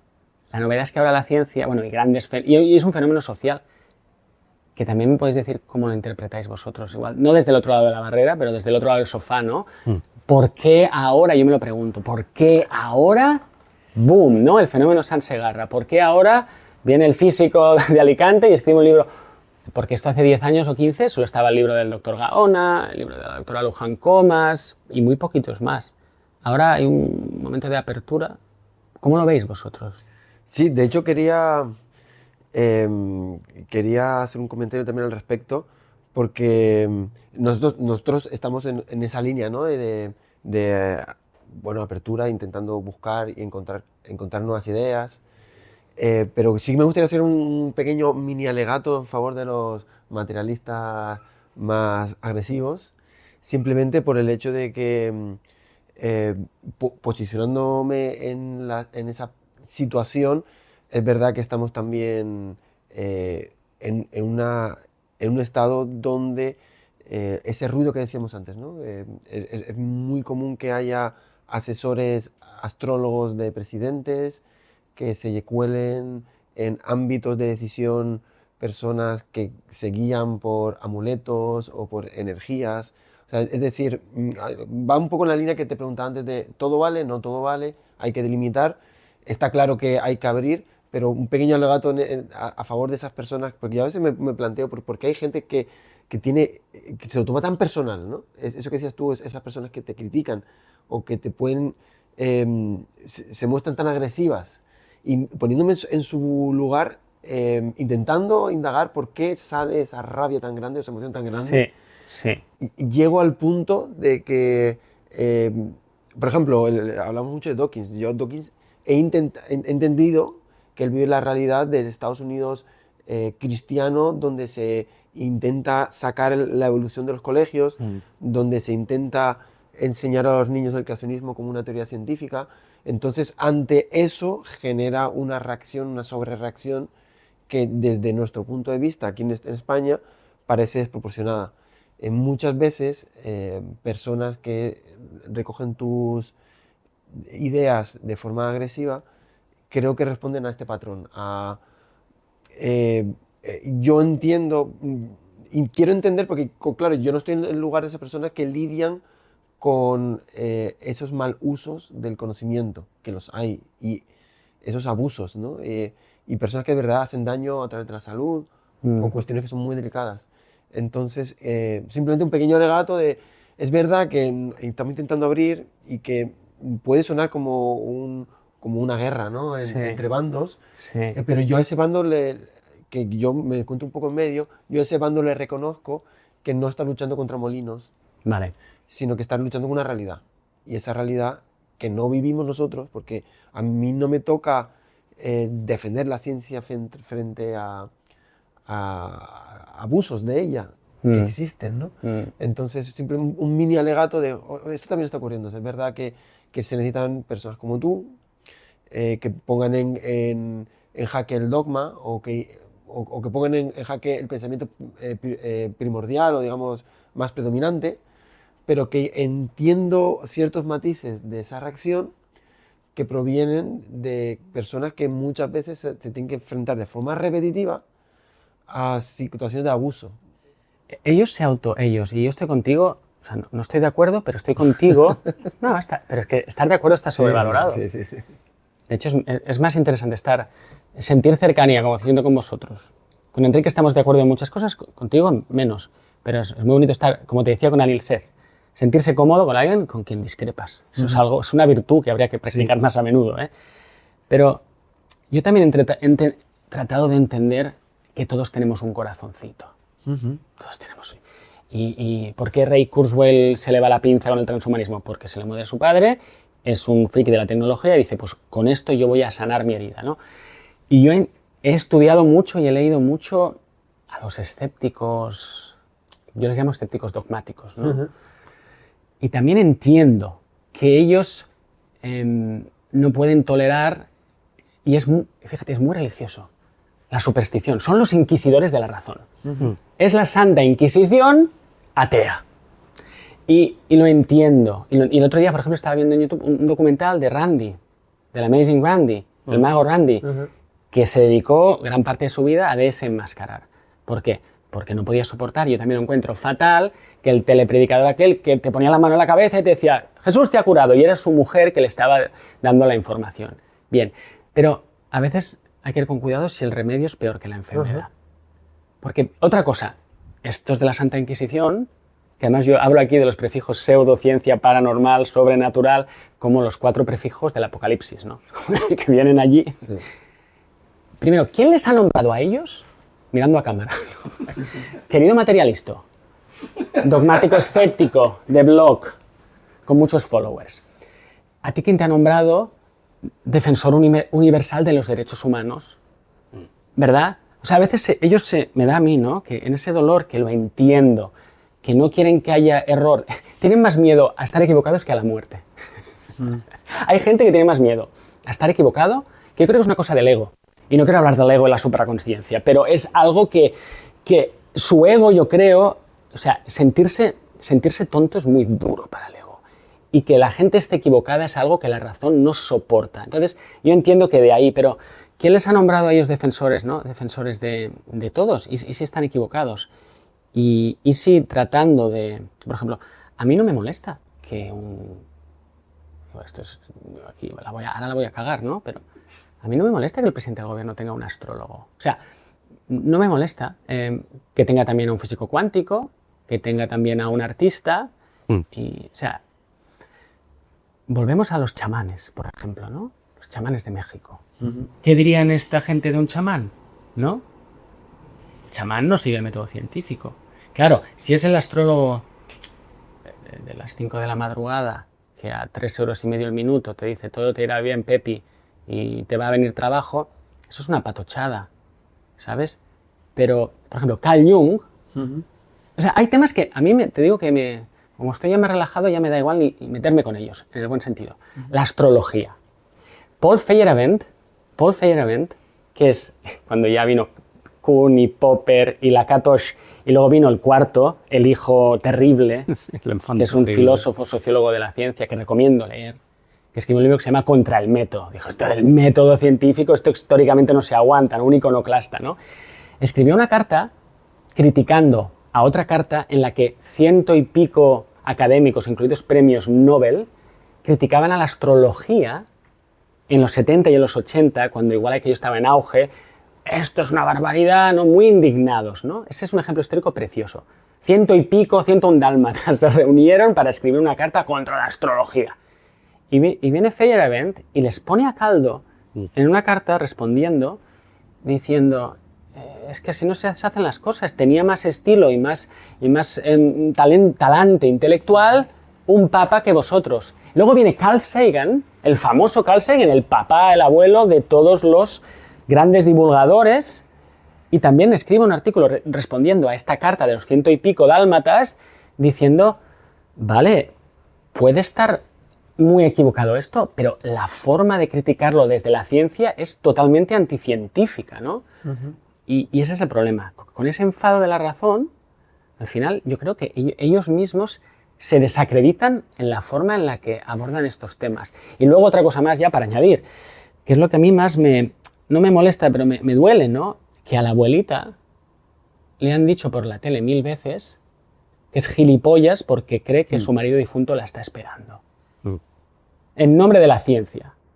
¿Y si estaban equivocados? ¿Ahora quién va a reparar ese mal? No, es que queríamos defender a la abuelita. Oye, defiéndete tú, tío. O sea, ¿no? Esta idea de, y estoy otra vez en modo telepreacher, ¿no? Que lo entiendo, que se nos va la olla y hay que podar y dejar volver a crecer. Pero, bueno, paro aquí porque estoy diciendo lo mismo de muchas maneras. Pero sí quería reforzar que es verdad que los modos o las formas o la imposición son cosas que se pueden matizar y que obviamente son criticables de las maneras, siempre uno puede entrar, pero sí, cuando hablamos de diversidad, uno de los puntos necesarios de la diversidad es el que lo niega. Amigo, la diversidad. No, pero esto lo tengo que decir, sí, pero no nos olvidemos tan rápido del pasado. Esto es como decir, esto es como si ahora, después de que, para poner un ejemplo que también me va a traer problemas, ¿no? Después de que a las lesbianas y a los gays se les llamara maricones y se les echara, y ahora hay un momento de inclusión donde vuelven a aparecer y viene el varón blanco heterosexual y dice, oiga, no me marginéis, es tío, pues habéis tenido el monopolio de la verdad de la ciencia y ahora que hay más voces decís, no digo que lo digas tú, bueno, pero que no se lo saque de la mesa, pero que si en la mesa solo ha estado tu puño dando golpes y ahora simplemente lo que te estás empezando a acostumbrar es que haya voces que no suenan como la tuya, ¿no? Y eso, hablábamos de las teorías de la conciencia, igual es la manera más académica de mostrar que eso está pasando. En este mapa que hice con Robert Lawrence Kuhn, que hay 100 y pico teorías materialistas y otras 100 y pico que no lo son, yo no creo que les haga mucha gracia a los materialistas que ahora tengan por debajo toda esta alternativa. Porque hasta entonces han sido los reyes del mambo, ha sido la monarquía, ellos eran reyes y no había elecciones, Entonces, bueno, acabó la dictadura, empieza la transición, pero ahora que no me vengan los exdictadores que son un partido político a decir, bueno, cuidado que me siento un poco apartado, ¿no? Sí. Pero yo también... Está el peligro de irse al otro lado, que es lo que pasa tantas veces, ¿no? ¿Cuál es el otro lado? Pues lo que decíamos, es un rango de posibilidades, el negacionista extremo, la teoría sacada de ChatGPT. Por eso que también es necesario que haya personas que contrarresten, o sea, al final, decía, yo entiendo un lado de este materialista más militante, porque aporta un valor, el valor de poner freno a ciertos excesos, y en ese caso, pues lo que genera está la diversidad y el control de la diversidad. Sí, hay sitio en la mesa, para ellos, claro. Que hay sitio en la mesa, que es importante, que obviamente los modos son matizables, pero que entiendo que también haya un reaccionismo y dentro de matices y comillas, ese reaccionismo también tiene que estar en la mesa. Con cierto... con cierto, digamos, sustento, o sea, hay que equilibrarlo. Pero al hijo único le nació un hermano. Sí. Y ahora hay que acostumbrarse a que papá y mamá, yo creo que esa es un poco la situación dulce que se podría decir, es que ahora tienes 2 hermanos pequeños, ya no va a ser todo para ti, entonces, trabájatelo. Sigue siendo hijo de la familia, pero ya no eres el rey del mambo, entonces no te indignes, por favor, cuando alguien venga a un podcast a decir que hay evidencia de la reencarnación, porque Ian Stevenson estudió durante 50... que no no le empieces a dar a la alarma del panic button, ¿no? Panic. Pero, es que quieres decir una cosa, añadir. A mí me gustaría, sí que quieres decir, pero déjame. A mí me gustaría, mirando a cámara otra vez, unidad, que suena como muy... Unidad, porque al final está bien discutir, pero mientras la gente sufre, se muere, no sabe lo que pasa, tal. Aquí estamos jugando al tenis de ver quién es más listo. Ay, si no pudiéramos trabajar juntos, lo digo, ¿verdad, eh? Incluso un tío con el que peor te cae porque dices, pero qué gilipollas, ¿cómo pueden pensar eso? Pero bueno, podríamos trabajar juntos. Sí, es lo que estoy diciendo antes de... Antes de Sí, que no lo dejemos cuando queráis me dejáis. Cuando queráis dejarme, me dejáis. Que ese reaccionismo también presenta un valor y ese reaccionismo presenta una experiencia, un aprendizaje histórico. O sea, lo que quiero decir es que lo mismo que se ha demandado del otro lado, oye, que aquí en los chamanes hay un grano de verdad, aquí hay un grado de aprendizaje histórico. Sí. En ese reaccionismo hay también un grano de verdad y en ese reaccionismo hay también un aprendizaje histórico. O sea, no se puede, creo yo, que no se puede obviar que existe eso. Dale. No, es que yo lo que quería decir, lo que ya hace rato, o sea, yo estaría muy de acuerdo con lo que ha dicho Javi. De hecho, yo también entiendo esa reacción. Pero al final lo que yo diría es que, o sea, esa reacción no es patrimonio del materialista. O sea, creo que ese grano de verdad se puede tener sin el reaccionismo, porque al final, o sea, igual que a todos nos interesa lo que tú decías, pues no dar las falsas desesperanzas a la abuela, pues también nos interesa que no haya nadie que le esté chupando los ahorros a la abuela, vendiéndole el cuento de que se está comunicando con su marido fallecido, ¿no? Y eso yo creo que nos interesa a los materialistas, a los no materialistas, o sea, que no creo que tenga que ser algo patrimonio del materialismo, que solamente el materialismo puede salvarnos de esos excesos, porque al final el materialismo tiene también sus propios excesos. Y surge de una necesidad que precisamente son esos abusos que hay, que existen, que han existido y que existirán. Sí, efectivamente. Estamos muy... O sea, al fin, no, lo que quería decir, o sea, que al final esa es yo... Sí, que estamos de acuerdo. Es la crítica que yo le haría a Feyerabend, es la crítica que yo le haría a Feyerabend, que me parece que, o sea, me parece genial, ese problema de demarcación, etcétera, perfecto. Pero que también existe el fenómeno de irse como al otro extremo. Es que él completo, plantea, ¿no? de enseñar brujería en los colegios, tío. O sea, yo soy muy fan de Feyerabend, pero hay cosas que yo no... Yo creo que se va al extremo. No quieres tener a 7 anarquistas en la mesa. Exacto. Con 1,5 te va bien. Claro. Exacto, claro. Sí. Ahora que estamos tan conciliadores, yo voy a poner un tronquito en el fuego, porque también os diré otra cosa. ¿Por qué? Os lo pregunto de verdad. ¿Por qué estos, y no me gusta estos y los otros, porque ya es como muy de izquierda-derecha, polarizado, ¿no? Pero este impulso reaccionario, que o sea, creo que hemos acordado que tiene su lugar, ¿por qué normalmente, iba a decir se ceba, pero ahí ya estoy metiendo yo una... ¿Por qué normalmente se aplica al más débil y no contra el más fuerte? Por ejemplo, ¿por qué vamos a machacar a la astróloga de las 3 de la mañana y no a una farmacéutica cuando sabemos, y no digo que todas sean... Claro, esto es como en el colegio, es más fácil darle la paliza al más débil. Eso es algo que me parece súper cobarde, de los que encima, otra vez, si tú eres el caballero de la Santa Inquisición, tío, besa por los grandes, no a los pequeños. ¿Me lo podéis explicar? No, de hecho ayer se lo comentaba, que es algo propio del ser humano, o sea, no es propio de una ideología, no es propio de una identidad, es propio del ser humano. Cuando tiene un principio de poder, lo mantiene y lo intenta usar para prosperar en el poder. Ocurre en geopolítica, te lees cualquier libro de geopolítica, lo primero que dice es cualquier persona que ostenta el poder va a utilizar todos los medios para mantenerse en el poder. Y esto ocurre con las mayorías, cualquier persona que tiene una mayoría va a usar el poder de la mayoría para... pero son casos y lo que hay que escuchar es ese colectivo ignorando que existe ese poder. Lo que quiero decir es que es verdad que ese poder de la espada que tienen la mayoría hay que intentar suavizarlo cuando hay alternativas que aportan valor, pero sin olvidar que esa mayoría también tiene una voz que da un significado y que aporta algo, o lo que decías tú, que también se sienta en la mesa. Es que justo le comentaba ayer ese caso, ¿no?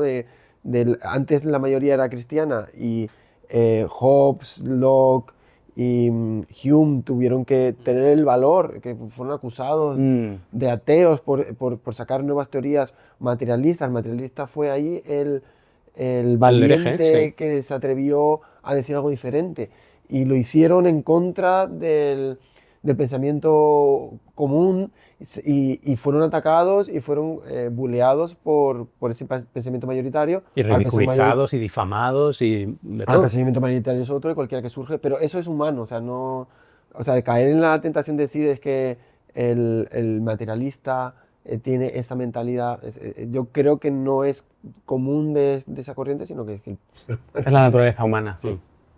Pues estamos de acuerdo. Vamos. Dale a la campanita. Esto se remonta.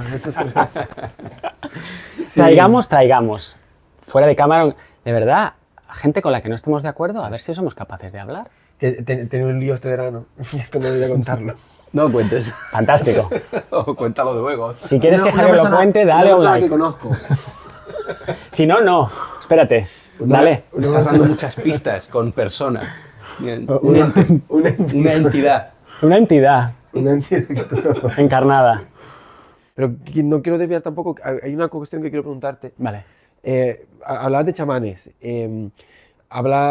Supongo que también referiste antes a filosofías ancestrales, supongo que te refieres a la china, a la hindú, incluso la griega, que tenían, yo que estudio ahora, me he puesto a estudiar filosofías, tienen ciertas intuiciones acerca de la realidad que se han revelado como muy poderosas. O sea, realmente la religión ha también adoptado muchas filosofías y muchas intuiciones sobre la realidad que luego decimos, oye, pues esta gente no era tonta, ¿no? Tenía intuiciones muy, muy poderosas. Y hablamos de otras capacidades, ¿no? Como con nirvana, conectar con otras esferas de realidad. Eso ya ahora como que está un poco, no solo denostado, sino que está un poco muerto. Y la pregunta va por ahí, ¿crees que hemos perdido sensibilidad? ¿Crees que el ser humano ha evolucionado hacia algo más monolítico, más cerrado, más individualista? ¿Hemos perdido conexión con el mundo, con la naturaleza, con el universo? ¿Hemos perdido sensibilidad? Yo creo que mucha, sobre todo los occidentales. Pero igual forma parte de la historia, de un arco interesante. Hacemos un super zoom out, ¿no?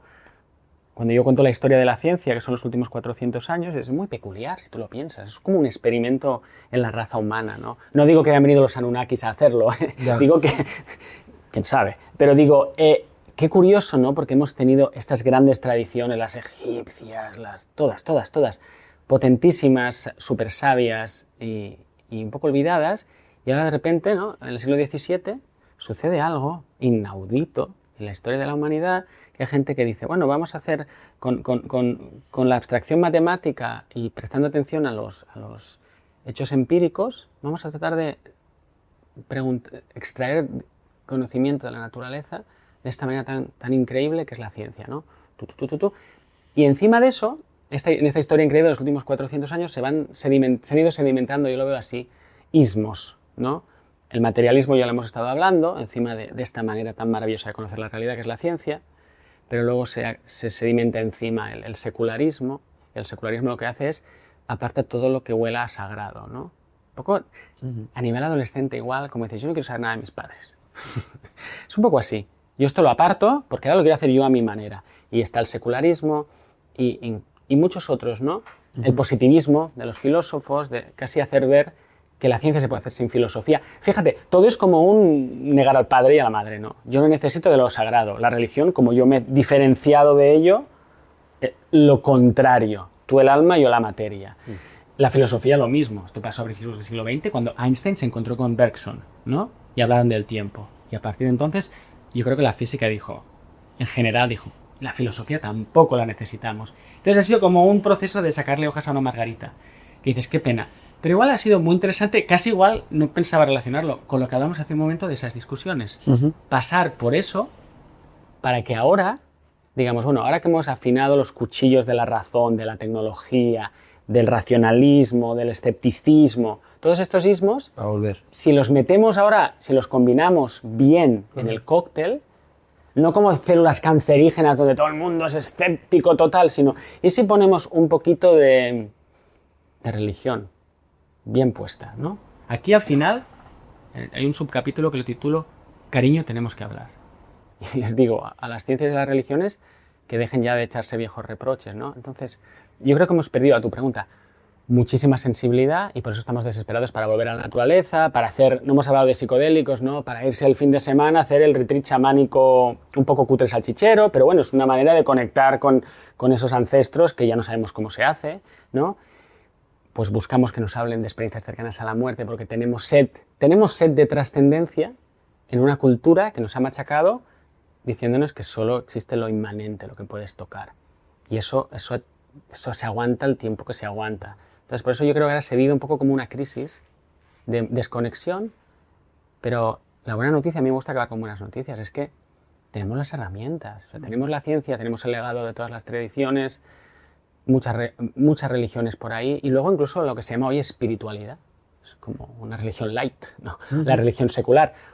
Pluralismo, pues vale, pues igual ahí podemos conectar. Cuando sales y miras al cielo, que suena muy romántico, ¿no? O leerte un buen libro. Pero además, pero también está difícil porque estamos todo el día con el móvil, suena tópico, pero todo el día con el móvil. Los transhumanistas ya están aquí, estaban en Madrid, vengo de Madrid. Están en Madrid con sus... Yo creo que quieren acabar con la raza humana, ¿no? Quieren extinguir la raza humana, los transhumanistas, que lo sepáis. O sea que es un momento de la película... Mira, acabo con esto. Yo antes pensaba que me habría gustado mucho más haber nacido al principio del siglo XX. Digo, así me habría encontrado con Bergson y con Einstein y con Planck. Pero ahora creo que el tiempo que estamos viviendo ahora, igual lo han pensado todos antes que yo, pero es uno de los tiempos más apasionantes de la historia de la humanidad. Pero no va a ser fácil. Vale. Sí, tengo personalmente una última línea, dale. que es precisamente la que has abierto del transhumanismo, la inteligencia artificial y Kurzweil y toda esta historia, que está muy relacionada con la conciencia, porque al final... esta gente está ahora mismo está preveyendo que se genere inteligencia artificial del nivel humano incluso superior. Y eso yo creo que el estudio de la conciencia tendrá mucho que decir, ¿no? Entonces, total. Bueno, un trabajo de Neuralink, ¿cómo van esas tecnologías y hasta qué punto la neurociencia puede también poner barreras a eso? La neurociencia no va a poner barreras. Vamos a estar encantados que nos lancen millones para poder estudiar. Sí. Les van a dar pan a las palomas. Sí. Y vamos a estar encantados y vamos a estar al servicio del dinero. Sí. Como eso es así. Otra máxima, o sea, el ser humano es así y el dinero también. Un proyecto de Jeff Bezos o Elon Musk o de quien sea, y nosotros los científicos que somos así de naif, como en el proyecto Manhattan y en muchos otros diremos, no, si yo solo estoy avanzando el conocimiento, cuando el que te está pagando lo que quiere es otra cosa, ¿no? Los políticos se van a enterar tarde, los abogados van a llegar tarde. Siempre pasa así. Hay comités de neuroética. Sí, está Juste, ¿verdad? A Juste hace poco en La Palma. Qué bien. Tuve una hora hablando con él, le pregunté mucho de estas cosas. Muy interesante, le está viniendo mucho a Madrid también. Sí, porque tenían algo con... Él ha creado un instituto en Madrid. Sí, de neurotecnología, ¿no? No sé exactamente de qué es. Creo que pero él está muy metido con el tema de la ética en neurociencia y es un tema... Alguien tiene que hacerlo, me alegro que lo haga él, pero creo que si, no sé qué hablaste con él, a mí me gustaría conocerle, creo que también hay que admitir que a esto siempre se llega un poco tarde cuando ya se ha causado bastante mal. Y luego hay una parte de la neurotecnología muy oscura que no me voy a atrever a tocar aquí, pero solo la patita por debajo de la puerta. ¿Tema comercial? Peor. Si solo fuera dinero... Control mental. Peor. Que también. Peor que el control mental. El mal. El mal. Evil, en mayúscula. ¿En qué sentido? El mal. La maldad. Yo creo que el mal existe. Después de hora 40. ¿No? El mal existe. La historia que digo. Y lo que quiere. Y fíjate, lo que quiere el demonio. No soy exorcista, en mi tiempo libre no soy exorcista, pero lo que quiere el demonio es que pienses que no existe. ¿Pero crees que existe el demonio? Claro, el mal existe. Pero como demonio. No, hombre, la colita y... pero no personificada, sino como fuerza. Sí. Como tipo maniqueístas que sí. Como fuerza, claro. Sí que existe, sí. O sea, no como persona mala. ¿Tú crees que existe el bien? ¿A lo griego? Lo bueno, lo bello, y yo creo que sí, porque eres un humanista, te conozco. ¿Tú crees que existe el bien como trascendental, como los tres trascendentales se llaman, ¿no? Puedo tener una cierta inclinación a pensar que puede haber algo, pero no me diría que creo en ello. A veces no hay que creer. Me cuesta mucho creer en cosas. ¿Y lo sabes? Esto lo hemos hablado antes. No lo sé. Creo, pienso. ¿Sabes si el bien existe? No. Bueno, tampoco te quiero poner aquí Pero contra, no contra- como emanación, contra la o sea, espada y la como- pared, tampoco, no. Pero bueno, si el bien existe, Tiene que haber mal. y aunque no existe, y al revés, y al revés, y al revés. Es que el ayer justicia que no. Hay gente que lleva, pues poner el link. Lo que pasa es que el mal, bueno, esto es muy Star Wars, ¿no? Al final gana el bien, siempre, gana el bien. Nos ponemos pseudo teológicos, ¿no?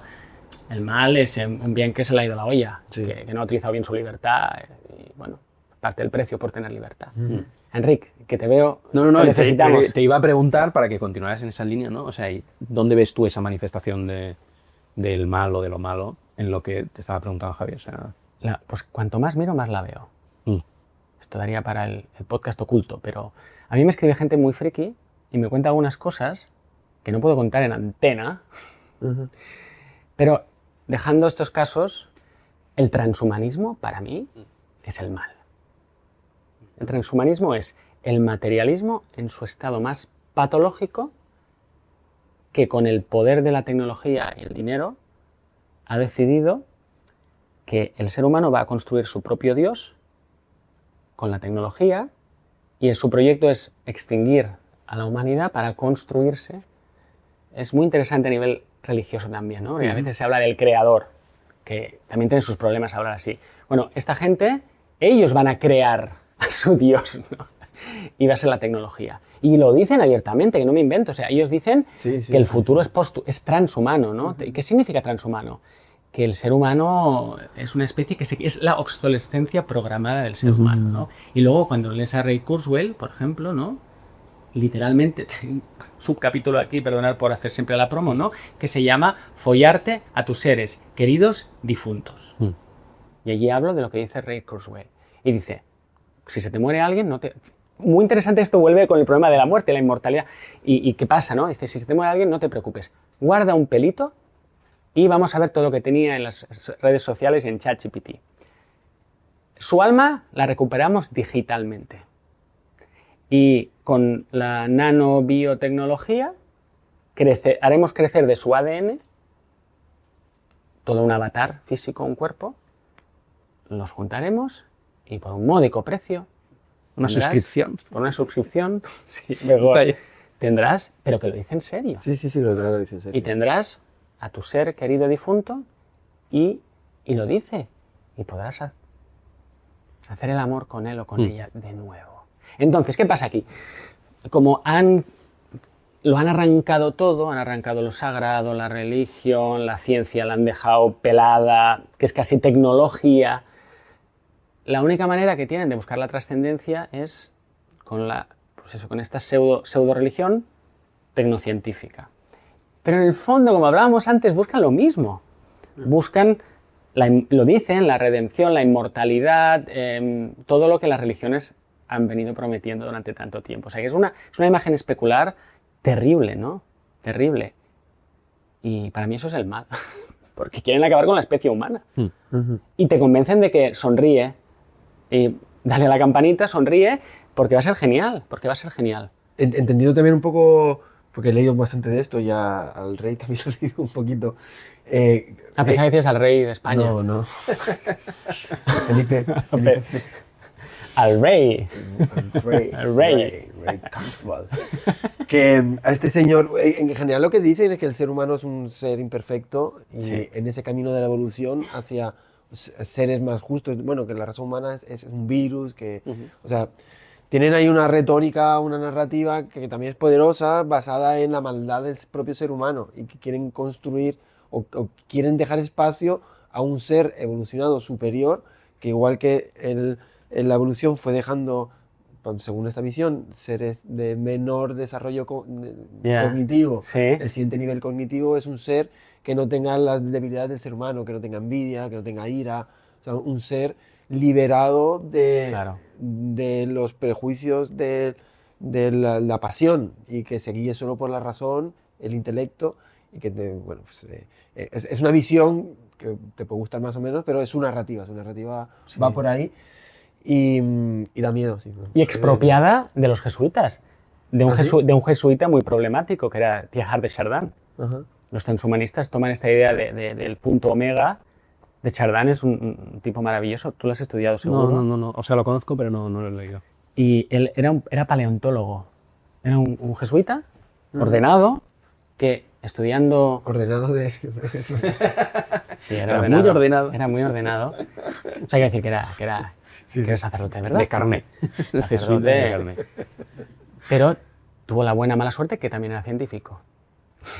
Entonces, estudiando la Tierra, los estratos y luego maravillándose por el mundo, la evolución natural, dijo, wow, esto está evolucionando, parece que esto evoluciona hacia la perfección divina, ¿no? Y a eso le llamó el punto omega. Y eso, bueno, la palabra transhumanismo viene de Dante, pero claro, los más tecnócratas se la apropian para decir, sí, es verdad, lo que dicen las religiones es verdad, vamos hacia ese punto omega, pero no lo vamos a hacer con la meditación o el descubrir nuestras habilidades latentes como ser humanos, lo vamos a hacer desde fuera, lo vamos a hacer con la tecnología. Entonces cogen esa idea y están todos locos en Silicon Valley para hacer realidad esa promesa, ¿no? No hay nada peor que un tonto motivado. O sea, que suena bien, según como lo cuentes, suena bien. Yo estuve hace poco en Londres en un festival de las ideas muy bonito y me tocó al lado a un transhumanista que se postula para gobernador de California el año que viene. Y claro, él contaba, no queréis que los paralíticos vuelvan a andar, no queréis que los ciegos vuelvan a ver, no queréis vivir 120 años. Sí, que suena muy bien, pero la letra pequeña no os la puedes contar también y no la cuentan. Yo la pongo en tamaño 12 para que la podamos leer.